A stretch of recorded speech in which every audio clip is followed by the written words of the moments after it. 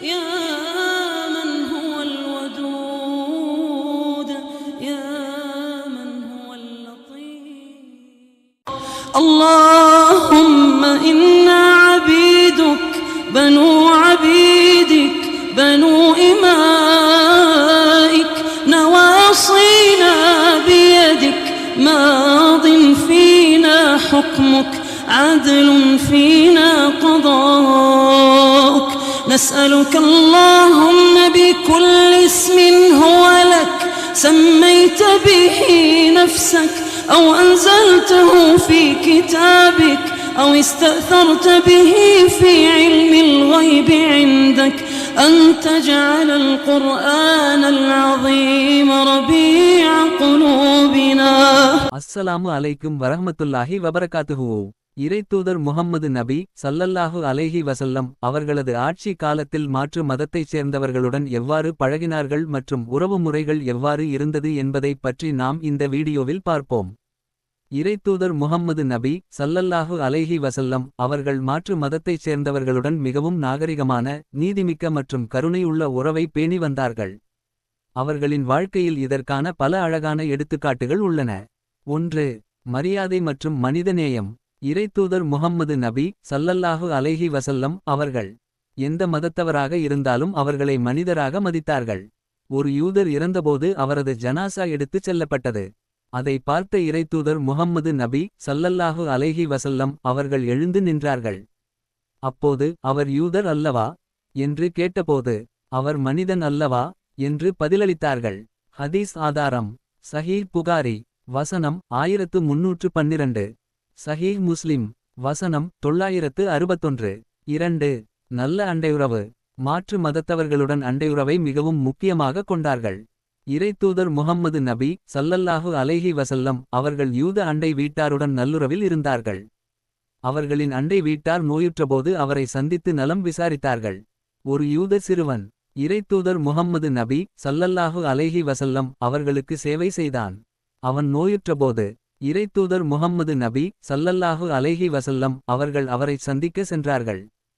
ஹதீஸ் ஆதாரம் சஹீஹ் புகாரி வசனம் 1356. 3.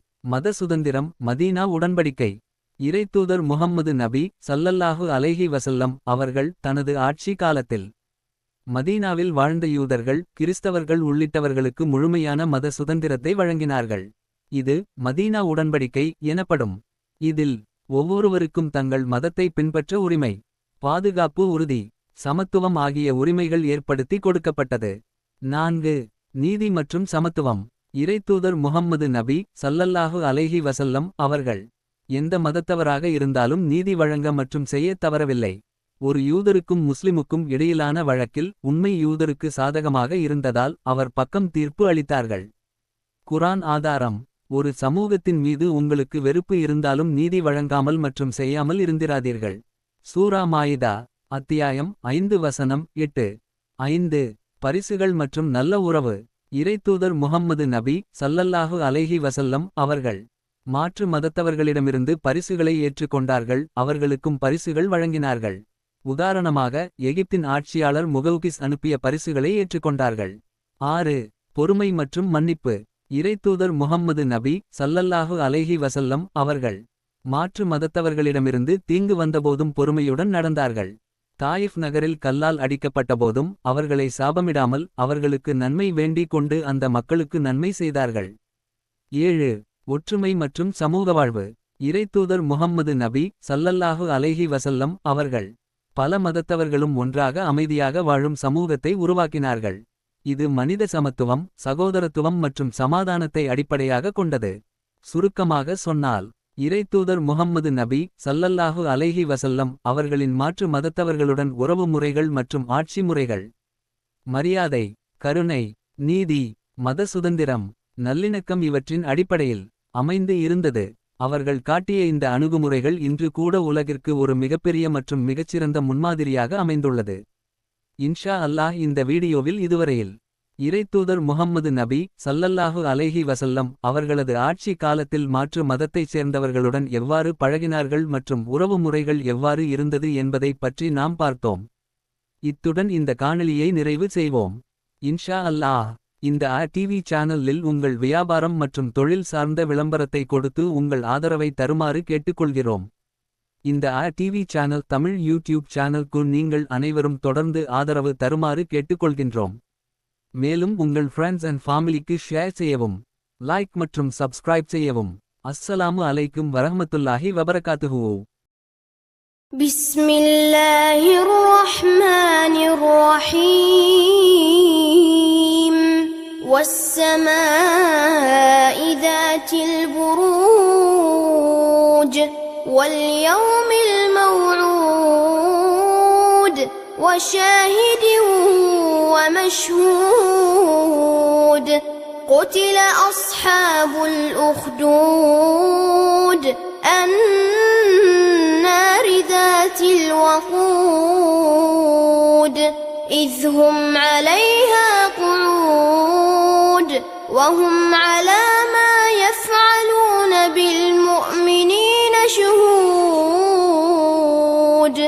وما نقموا منهم إلا أن يؤمنوا بالله العزيز الحميد الذي له ملك السماوات والأرض والله على كل شيء شهيد.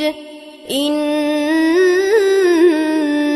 الذين فتنوا المؤمنين والمؤمنات ثم لم يتوبوا فلهم عذاب جهنم ولهم عذاب الحريق. إن الذين آمنوا وعملوا الصالحات لهم جنات تجري من تحتها الأنهار ذلك الفوز الكبير.